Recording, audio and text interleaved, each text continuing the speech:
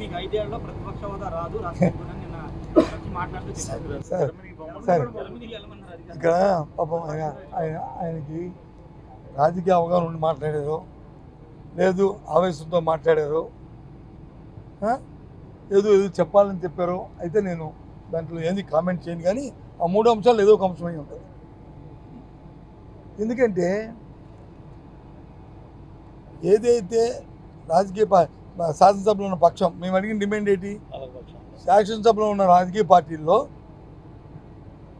మూడు పక్షాలు వచ్చి ఒక పక్క ఉన్నాయి, అది అధికార పక్షం, ఇంకా మిగిలింది ఒకటే పక్షం, ఆ పక్షం వచ్చి వైసీపీ. కాబట్టి దానికి ఆ స్టేటస్ ఏమని అడిగాం. లేదు అంతకంటే పవన్ కళ్యాణ్ గారు చెప్పినట్టు, డిప్యూటీ సీఎం గారు చెప్పినట్టు ఆ పార్టీకి ఎక్కువ ఉన్నాయి. ఎస్, ఆయన కానీ తీసుకోమని అపోజిషన్ లీడర్ మాకు అనడానికి హక్కు లేదు. ఆయన అపోజిషన్ లీడర్ ఆయన ఉంటానంటే మాకు హక్కు ఎక్కడ ఉంది?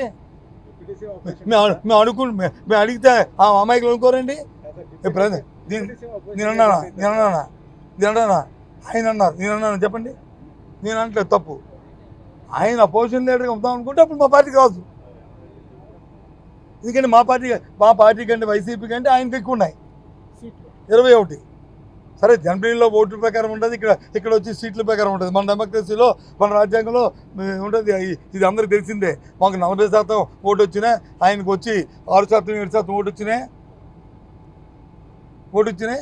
సంఖ్య సీట్ల మీద ఉంటుంది తప్ప ఓట్ల మీద ఉండదు, ఓటు శాతం మీద ఉండదు. ఐ అగ్రీ అబ్బాయి, అందులో రాజీ లేదు.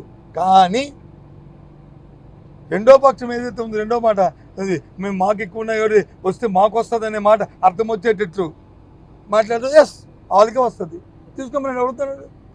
వద్దనా వాళ్ళు ఉంటే మేము అడగడానికి అడిగితే మీరే మా మొక్క మీద ఏంటయ్యా ఏం పోయింది అంటారన్నారు మీరు.